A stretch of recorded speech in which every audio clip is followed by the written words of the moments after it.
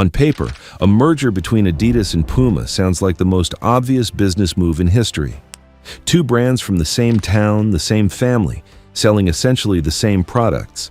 Combining them would create a sportswear giant that could crush Nike overnight. So why hasn't it happened?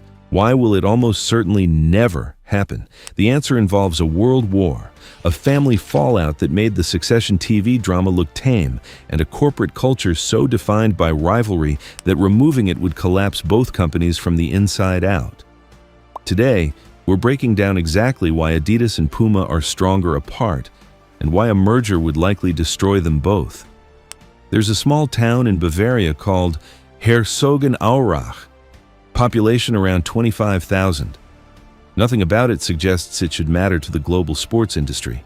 And yet, two of the biggest sportswear brands on earth were both born there, on opposite sides of the same river. That's not a coincidence. It's the aftermath of one of the most bitter family feuds in corporate history. Two brothers, one factory, and a falling out so complete that it physically split their town in half. The workers at each company refused to shop at the same stores, go to the same bars, or date anyone who worked across the river. For decades, the first thing locals would check when they met someone new wasn't where they worked. It was what shoes they were wearing.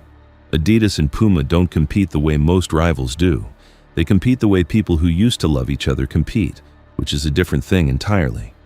And that distinction explains why, no matter how much financial logic might point toward a merger, it's never going to happen.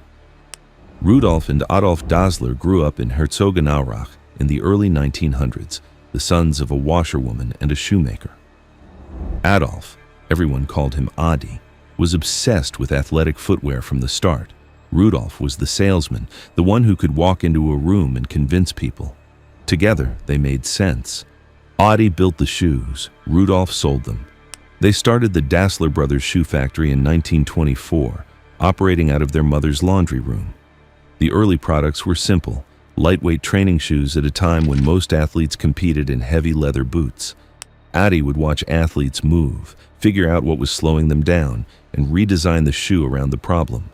It was a genuinely obsessive approach, and it worked. By the 1936 Berlin Olympics, the Dasslers had gotten their shoes onto Jesse Owens's feet. Owens won 4 gold medals in front of Adolf Hitler, and the Dassler brothers' shoes were on the track when it happened. That moment put them on the map internationally. Orders came in from across Europe. The factory expanded. For a brief period, the two brothers looked like they were building something that could last generations. But the war changed everything. Rudolf was drafted and sent to the front. Adi stayed home and kept the factory running, producing the boots for the German military, standard wartime production for German manufacturers. When Rudolf came back, he was convinced that Adi had deliberately arranged his conscription to get him out of the business. There's no clear evidence that's true, but Rudolf believed it, and in a relationship already strained by years of small grievances and competing personalities, that belief was enough.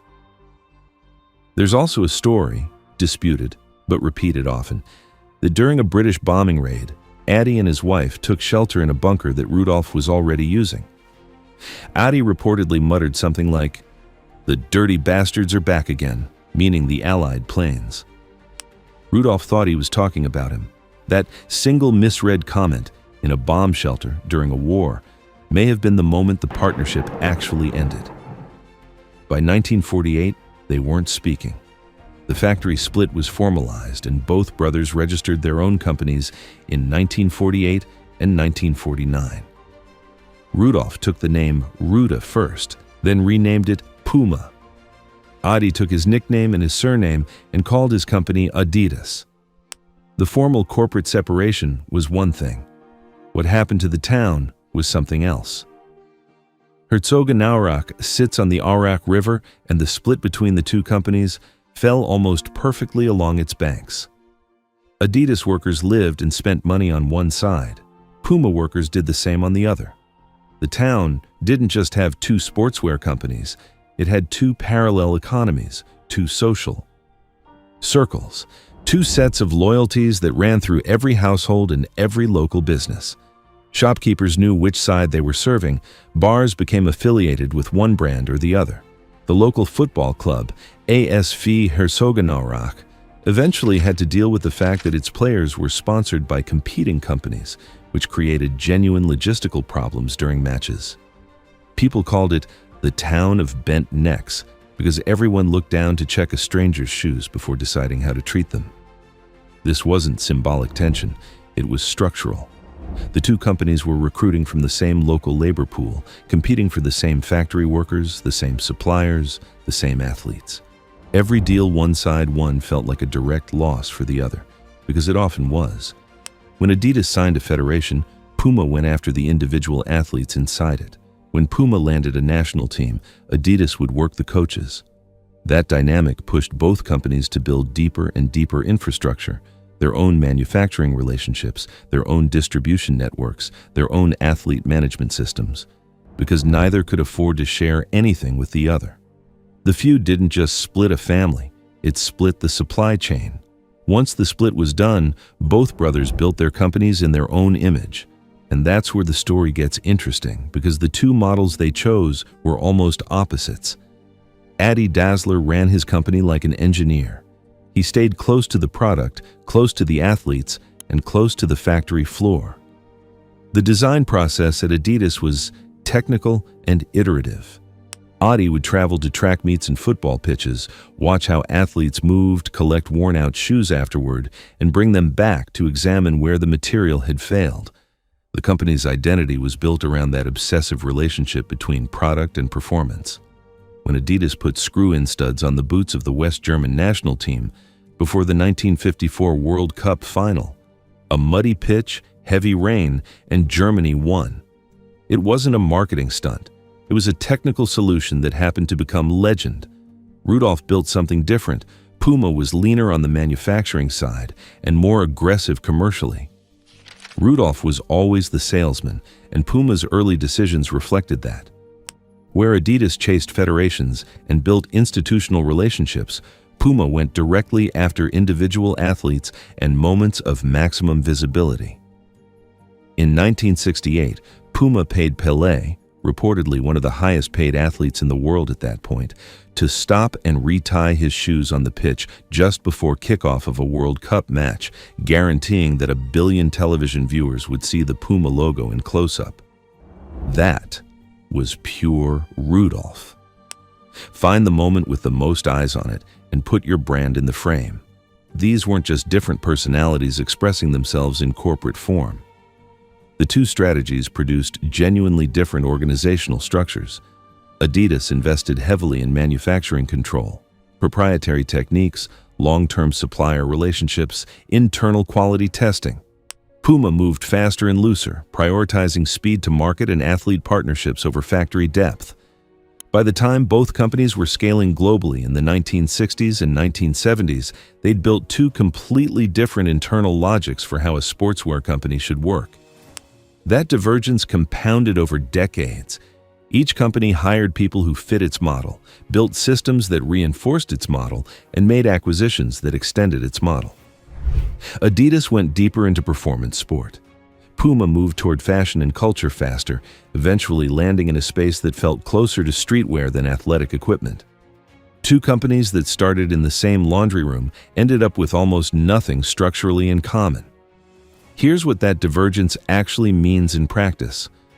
Both Adidas and Puma have spent roughly 7 decades building global supply chains from scratch, and those supply chains are not interchangeable.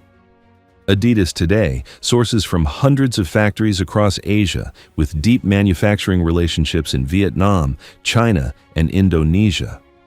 It runs its own materials innovation programs, Boost Foam, Prime Knit, recycled ocean plastic for its Parley line, which require long-term coordination with specific suppliers who've invested in the same technology. You can't merge that network with a competitor's overnight, or even over several years, without destroying the contractual relationships and technical alignment that make it function. Puma's supply chain is structured differently. The company is smaller, roughly 1/3 of Adidas's revenue, and it's built its sourcing model around speed and flexibility rather than proprietary material development. Puma's manufacturing partners are calibrated for faster production cycles and trend-responsive volumes. Trying to combine these two systems wouldn't produce one efficient superchain. It'd produce a collision of incompatible logics with different lead times, different quality standards, different supplier expectations, and different production philosophies. Then, there's the licensing and sponsorship infrastructure.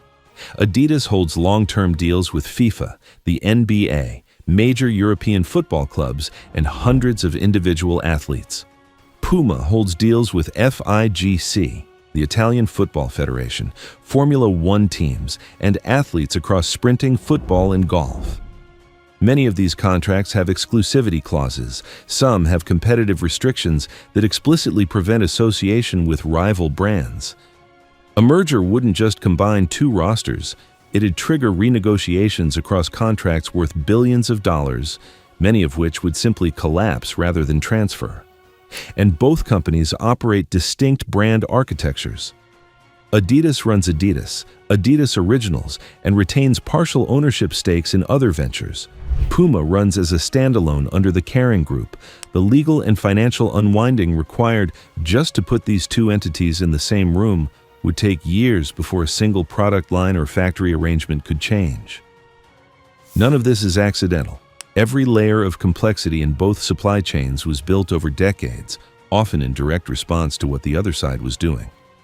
The separation isn't just historical sentiment, it's baked into the contractual and operational reality of both businesses. What makes a merger essentially unthinkable? Today isn't just logistics, it's that both brands have built audiences who care deeply about what they represent separately. Adidas means something specific to the kid buying Yeezys, and something equally specific to the footballer in a Champions League kit. Puma means something different, faster, more fashion-forward, slightly more niche. These aren't interchangeable identities that could survive being folded together. Brand equity is built on distinctiveness. The moment you merge two rivals, you lose the thing that made both of them worth merging in the first place. Consumers who chose Puma specifically because it wasn't Adidas would leave. The competitive tension that pushed both companies to innovate would disappear. What you'd be left with is one larger, blander company trying to serve audiences that were attracted to two fundamentally different stories. The feud created the brands. The brands are now the feud. Rudolf died in 1974. Adi died in 1978. They're buried in the same Herzogenaurach cemetery, far enough apart that they don't share a row. The town has loosened up since then. You can cross the river without consequence now.